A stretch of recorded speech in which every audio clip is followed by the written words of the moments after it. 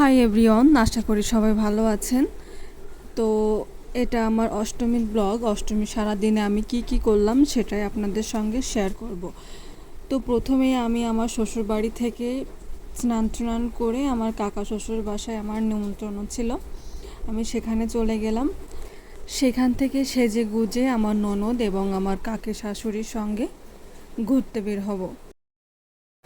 আর এই যে আমার অষ্টমী স্পেশাল শাড়ি, যেটা আমার হাজব্যান্ড আমাকে কিনে দিয়েছে। তো এখন আমাদের রেডি হওয়ার পালা, আমরা অলমোস্ট রেডি। এখানে আমার ননদ আমার হেয়ার স্টাইল করে দিচ্ছিল।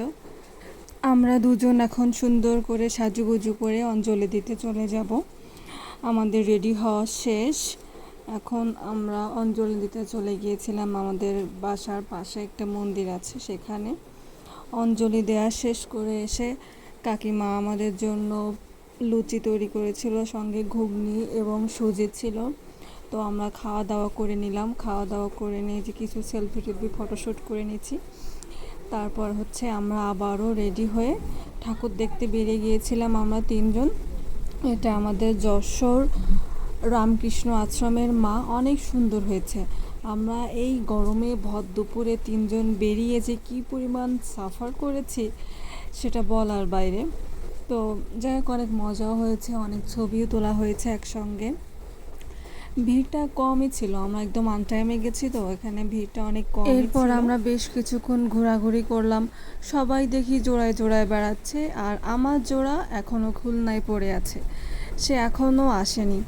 আর এটা আমার বিয়ের পর আমাদের দুজনের প্রথম পূজা অষ্টমী কাটিয়ে ফেললাম তাকে ছাড়া।